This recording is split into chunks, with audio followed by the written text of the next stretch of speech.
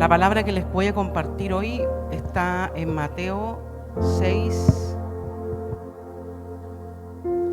a partir del versículo 25. Y dice: por tanto os digo, no os afanéis por vuestra vida, que habéis de comer o que habéis de beber, ni por vuestro cuerpo, que habréis de vestir. ¿No es la vida más que el alimento y el cuerpo más que el vestido?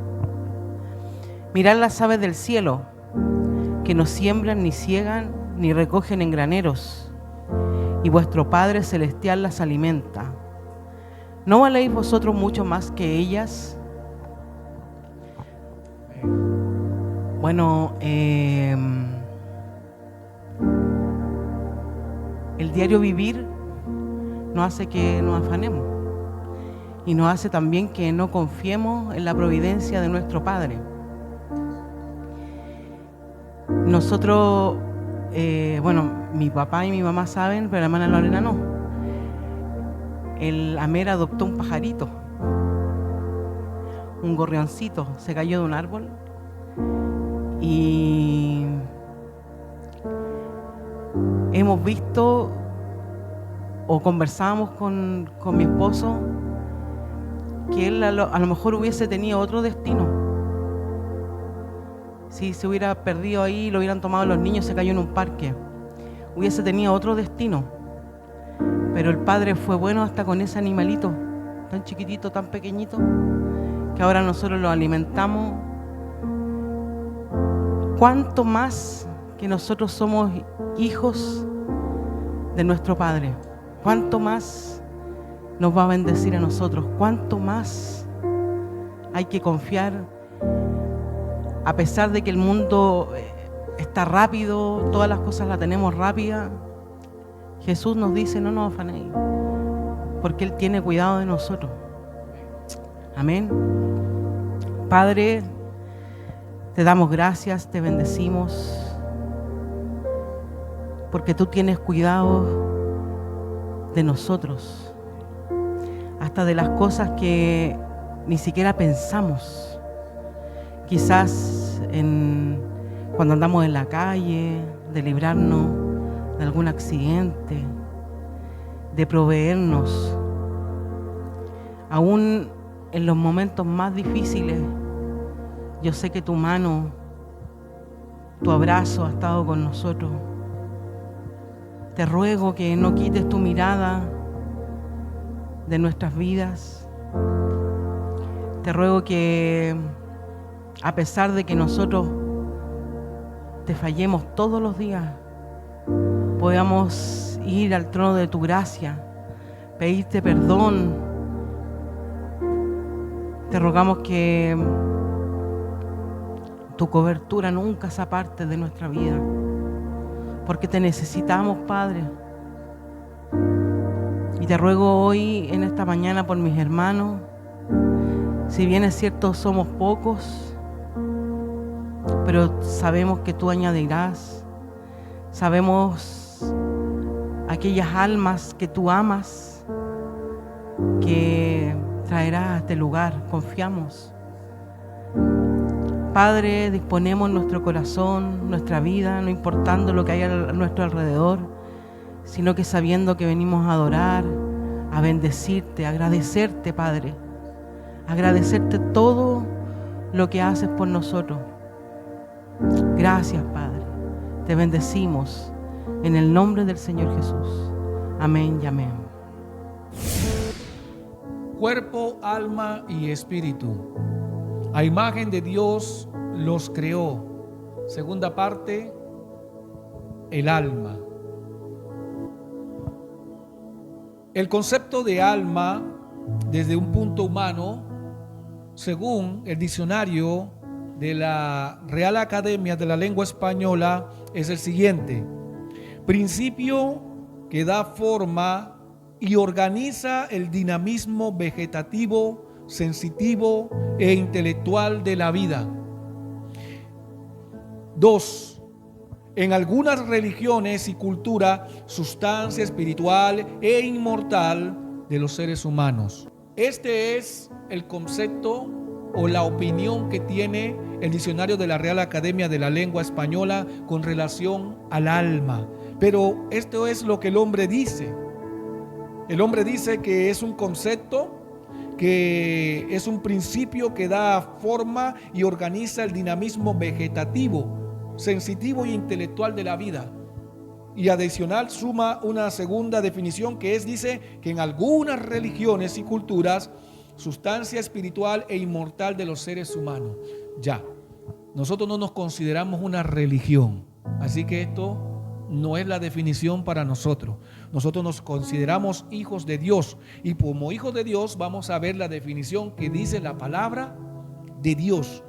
Y para eso vamos a ir a Génesis 2:7. Pero yo voy a leer la versión Pechita. ¿Por qué? Porque la versión Pechita tiene una palabra que no tiene la Reina Valera. Génesis 2:7 dice: entonces Yahvé, Dios, formó a Adán del polvo de la tierra y sopló en su nariz aliento de vida, y fue Adán un alma viviente. Pero según la versión Reina Valera dice fue un ser viviente. Entonces me quise ir a la versión Pechita, primero que todo porque está más actualizado el lenguaje y porque ella es traducida del lenguaje arameo en el que nuestro Señor Jesucristo hablaba cuando estuvo en la tierra. Entonces, este manuscrito arameo del libro de Génesis menciona al hombre no como un ser viviente, sino como un alma viviente. Y eso es lo que hablábamos el domingo pasado, en el que decíamos que cuando Dios sopló en la nariz de Adán, sopló el espíritu y sopló también el alma. Pero después el espíritu se murió y el alma quedó viva. Y sabemos que la muerte fue espiritual. Pero teniendo esto claro, la palabra de Dios dice y confirma y afirma que el alma fue dada por Él. Entonces, no es una sustancia, como dice la RAE, no es una sustancia que da forma y organiza en el dinamismo vegetativo, ni tampoco sensitivo ni intelectual de la vida, mucho menos, como dice aquí, que es una sustancia espiritual e inmortal de los seres humanos. El alma es dada por Dios junto con el espíritu y vamos a entender por qué y para qué fue dada el alma. La importancia del alma en nuestra vida fue lo que Dios dio para que nosotros pudiéramos ahora mismo estar aquí sentado, analizar, pensar, meditar, escuchar, hablar, hacer cambios en nuestra vida. Todo eso lo hace el alma. El alma en el ser humano es la esencia. El alma en el ser humano es todo lo que él hace. El alma en el ser humano son los recuerdos, los pensamientos, los sentimientos. Ese es el alma. Y vamos a ver lo que dice Dios del alma. La palabra usada para alma en arameo es nafsha, y dice que significa aliento, aliento de vida, respiración, uno mismo, persona, vida física, principio vital. Eso según el diccionario de la Biblia Pechita, que es traducida del arameo, es la palabra que usaban los judíos en el tiempo de Jesús para hablar sobre el alma. Decían el nafsha. Ahora traducido a español, castellano, el alma. Entonces, esto sí define, según Dios, lo que es el alma. Es el aliento que tenemos nosotros. ¿Qué pasa cuando usted corre demasiado o se agita y dice, quedé sin aliento? Casi como que te estás desvaneciendo, ¿no? Y también dice aliento de vida. Es el aliento que Dios sopló en la nariz. Es lo que nos da vida a nosotros. Sin alma no podemos vivir. Sin espíritu estamos muertos. O sea que nosotros necesitamos que viva el alma, pero también el espíritu. Y lo otro interesante aquí es que esa nafsha, que es traducida del arameo, es la que va a ser juzgada por Dios, es la que va a ser condenada. Eso lo vamos a ver. 1. ¿Tiene Dios un alma? Levítico 26, 11 al 12. Vamos a leer, porque si nosotros tenemos un alma, entonces eso significa que Dios tiene un alma también. Muchas personas dicen que Dios solamente es espíritu. No, Dios tiene alma y espíritu. Y por eso lo quiero llevar a Levítico 26, 11 y 12. Vamos a Levítico 26, 11 y 12. Dice así: y pondré mi morada en medio de ustedes, y mi alma no los abominará. Este es Dios hablándole al pueblo de Israel a través de Moisés. Y le estaba diciendo al pueblo de Israel: y pondré mi morada en medio de ustedes, y mi alma no los aborrecerá. Ese es el capítulo 26 de Levítico, verso 11. Vemos a un Dios que le dice a su pueblo, al cual él sacó de Egipto con grandes señales, prodigios, con milagros poderosos y potentosos, haciendo quebrantar al faraón y a todos los egipcios, y infundiéndole miedo a todos los reyes que iban por delante donde iba su pueblo. Y él le dice: yo voy a poner mi morada en medio de ustedes. Y usted sabe qué significaba poner su morada en medio de ellos, que él iba a poner el tabernáculo en medio de ellos, iba a poner su presencia en medio de ellos, iba a estar su palabra en medio de su pueblo. Y por eso tenía a Moisés como boca para hablarle al pueblo, y tenía a Aarón como sacerdote para recibir las ofrendas y sacrificios que se hacían para poder lograr la paz de los pecados del pueblo de Israel delante de Dios. Las ceremonias que Dios estableció para que el pueblo de Israel se reconciliara con él por sus pecados y maldades. Pero eso fue en el antiguo pacto. En el antiguo pacto ellos tenían que cargar un arca. Cada vez que se iban, tenían que armar una tienda donde había un lugar santo, un lugar santísimo.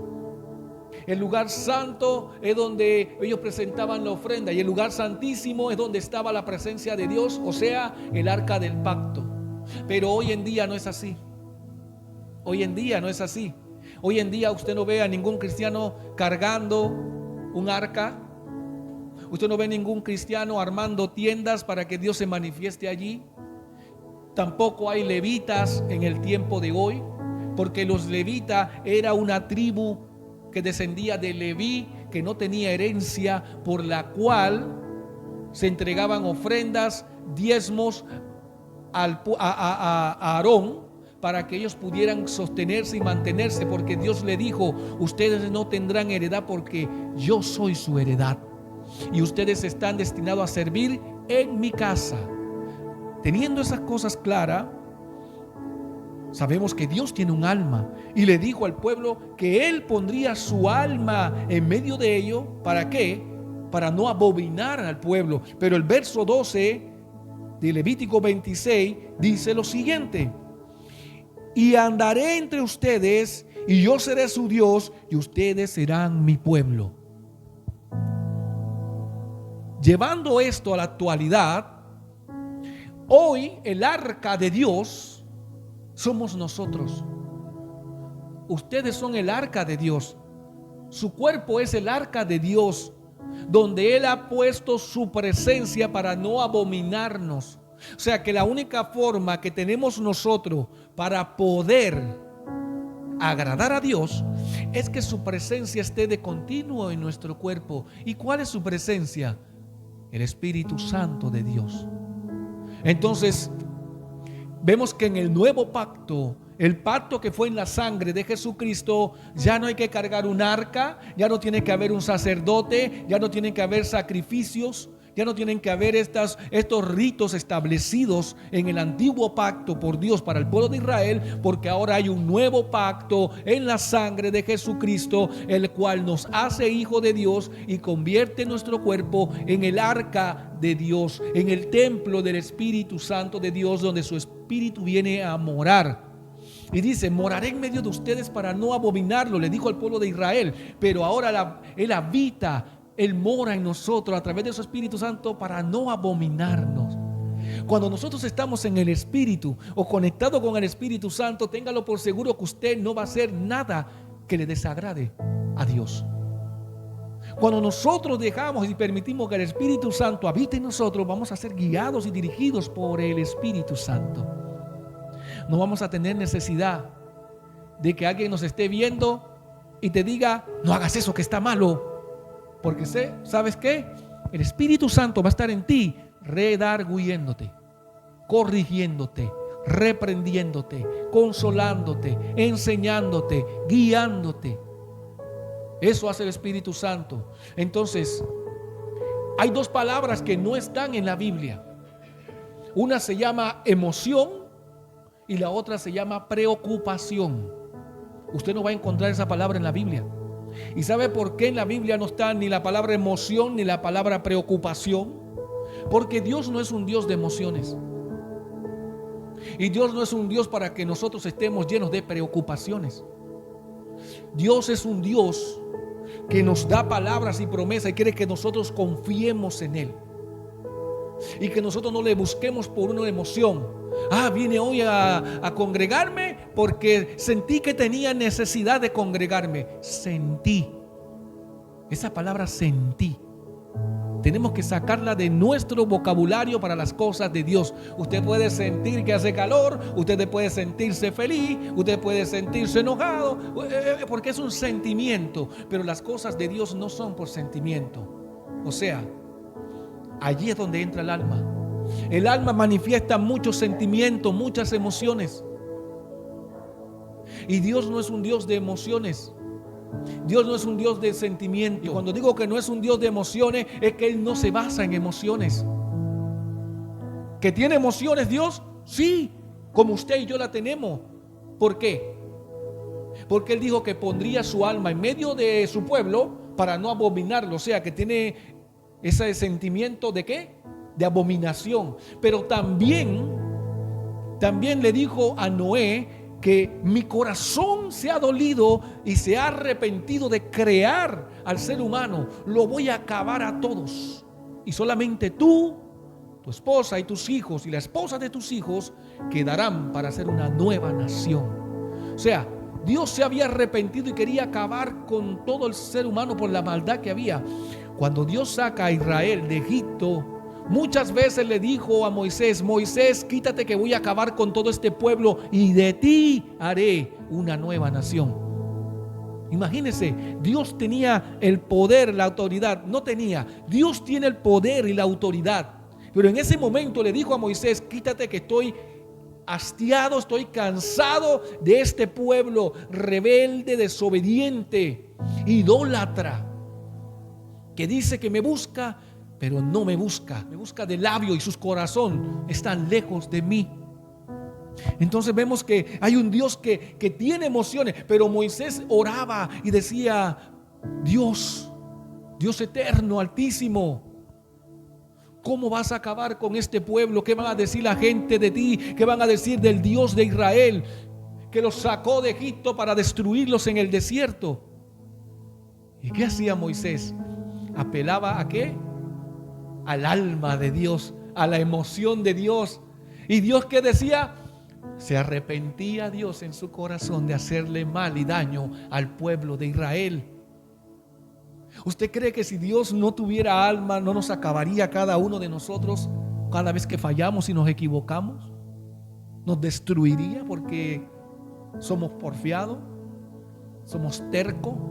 Llevado a nuestra forma de pensar y nos tenemos que dar cualquier cantidad de cabezazo con la pared para poder aprender.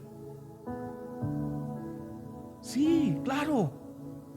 Pero Dios no actúa según su, por decirlo así, según como Dios actuaba en el Antiguo Testamento. ¿Sabe por qué? Porque en el Antiguo Testamento Dios agarró a la familia de Coré, que fue la que comenzó a murmurar y a criticar en contra de Moisés, y abrió la tierra y se tragó a toda la familia de Coré y cerró la tierra nuevamente. Dios era así, fuego consumidor. A los hijos de Aarón, un día que fueron a entregar fuego extraño dentro del tabernáculo,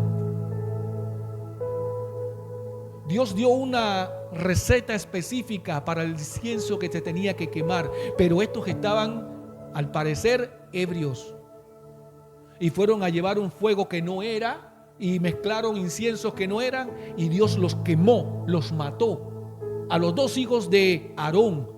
Y Aarón estaba triste, y Moisés le dijo: tus hijos entregaron fuego extraño, déjate de llorar.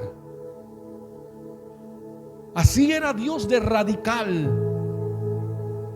Tanto así que dejó caer azufre y bolas de fuego sobre Sodoma y Gomorra para castigar el pecado que había allí, a pesar que Abraham quería interceder por Sodoma y Gomorra, preguntándole: si hay 100 justos, si hay 50 justos, si hay 30 justos, y Dios le dice: si hay 10 justos, no, acabo a Sodoma y Gomorra. ¿Y usted cree que habían 10 justos en Sodoma y Gomorra? No. ¿Usted sabe cuántos justos habían? 3 nada más: Lot, sus 2 hijas. Porque ni la esposa de Lot era justa. ¿Sabe por qué? Porque en medio que iba saliendo y la instrucción que habían dado los ángeles que no voltearan atrás, ella miró para atrás porque su corazón estaba en Sodoma y Gomorra. Y así hay mucha gente hoy en día en la iglesia almática que están aquí y su corazón está en el mundo. Quieren venir a congregarse, pero su corazón está en las cosas del mundo. Y Dios no funciona así. Dios no funciona así.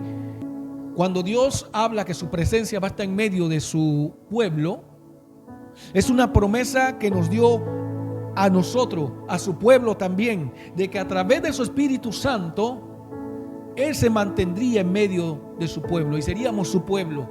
Y no fue una promesa solo para Israel. Para Israel fue la promesa a través del arca, pero cuando Jesucristo vino, la promesa fue para todo el que no era pueblo, que ahora es llamado pueblo de Dios a través de Jesucristo, el Señor. Ahora, punto 2. Dios es quien nos conforta en medio de la tristeza. Él es el que nos conforta, el que nos da a nosotros esa fuerza, según el Salmo 23:3. Miren lo que dice el Salmo 23:3. Confortará mi alma, me guiará por senda de justicia, por amor de su nombre. O sea, Dios no puede destruirnos a nosotros de la forma que debería, solamente porque Dios no puede faltar a su propia palabra. Dios es fiel a su propia palabra. Dice que Él es fiel a pesar que nosotros nos mantenemos infieles.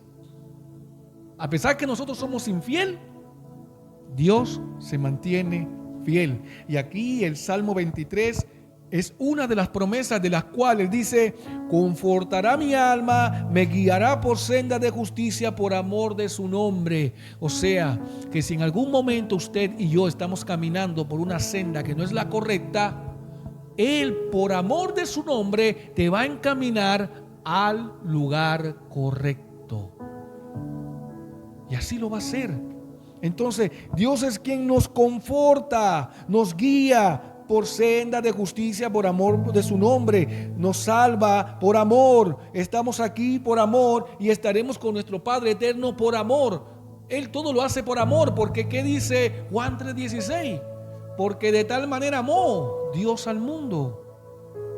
O sea, todo esto es por amor, lo hace por amor. Ahora, punto 3. ¿Quién es el dueño del alma? ¿Quién es el dueño del alma? Ezequiel 18:4. Libro de Ezequiel 18:4. Dice la palabra: he aquí que todas las almas son mías. Como el alma del papá, así el alma del hijo es mía. El alma que pecare, esa morirá. El ser humano que no teme a Dios está muerto. ¿Por qué digo esto? Porque hoy en día le tienen miedo a la delincuencia, a la guerra, a los fantasmas, a los demonios, pero no le temen al que deben temer. Hoy las personas tienen miedo incluso que los pille carabineros sin el cinturón de seguridad puesto. O los para carabineros en un control y saben que les falta algún papel, algún documento, la revisión técnica, qué sé yo. Ahí les dio miedo. Pero le tienen miedo al que no los puede destruir. ¿Y esto dónde me lleva? A Mateo 10:28. Vamos a Mateo 10:28. Mateo 10:28 dice: y no teman a los que matan el cuerpo, mas el alma no pueden matar. Teman más bien a aquel que puede destruir el alma y el cuerpo en el infierno. Teman a Dios. Entonces, nosotros no podemos andar por allí con miedo, teniéndole miedo a cualquier cosa. Yo sé que el miedo se va a manifestar en nuestra vida porque es parte del alma, es parte de la emoción. El que diga que no tiene miedo es de otro mundo, es de otro planeta. Todos tenemos miedo en algún momento, pero Dios no quiere que nosotros temamos al que nada puede hacernos ni destruirnos en el infierno. Él quiere que le temamos a Él. Eso es lo que Él quiere, que nosotros le temamos a Él. Dios quiere que nosotros temamos a su palabra. Dios quiere que nosotros temamos a sus estatutos y principios. Dios quiere que nosotros temamos a Él. En el nombre del Señor Jesús, Él quiere que nosotros temamos a lo que viene. Mira, hermano, hermana, nosotros nos preocupamos de muchas cosas. Y me incluyo, ¿sabe por qué? Porque a veces con mi esposa estamos, que la delincuencia no nos da ni ganas de dejar la casa sola, no nos da ganas de hacer nada porque tenemos miedo. Si vamos a visitar a mi suegro, queremos venirnos temprano porque tenemos miedo que por aquí nos vayan a hacer un portonazo en la noche, que esto está solo aquí y que se ha escuchado que le han intentado hacer portonazo o encerrona a algunas personas, porque esto es oscuro aquí y no hay nadie, ni un alma de Dios. La única alma de Dios que están aquí somos nosotros cuando nos congregamos. Aleluya. Pero así es. Pero comenzamos a desarrollar miedo en muchas cosas, pero nos descuidamos a lo que verdaderamente debemos temer, que es a la vida después de la muerte. Después de la muerte hay una vida eterna. Hay una vida eterna. Sea muerte eterna o sea vida eterna. Nosotros decidimos qué es lo que vamos a hacer cuando morimos en vida. Imagínense. O sea, Dios te da una vida, te da alma, te da un cuerpo y sopla en ti espíritu, alma, y tú vienes a ser un alma viviente para que tú tomes decisiones en esta vida de lo que va a ser tu vida eterna, cual no tienes todavía. ¿Sabe por qué? Porque la vida eterna Dios se la va a dar a las personas cuando mueren. Y eso es interesante. ¿Sabe por qué? Nosotros estamos aquí al lado de un cementerio. Hay muchas personas que están allí enterradas, que murieron ya. Pero ahí solamente está el cuerpo, el cual Dios dijo que del polvo viniste y al polvo volverás. Esas personas que están allí ya no tienen oportunidad, porque la oportunidad de ellos pasó. Los que tomaron la decisión de amar a Dios, los que tomaron la decisión de confesar al Señor Jesús como Salvador de su vida, ellos están durmiendo y esperando el día que Dios los va a levantar a través de ¿quién? Del sonar de la trompeta y de su Hijo, que va a venir en las nubes y va a tomar a su iglesia junto con el Espíritu Santo y se van a ir al reino de Dios. Por eso nosotros estamos aquí, porque creemos en ese día, porque creemos en esa palabra, porque creemos que hay una vida eterna y también creemos que hay una muerte eterna. Porque ¿sabe qué? Si no creyéramos que hay una muerte eterna, déjeme decirle que la iglesia no funcionara. No serviría de nada a la iglesia si no hubiera una muerte eterna. ¿Por qué?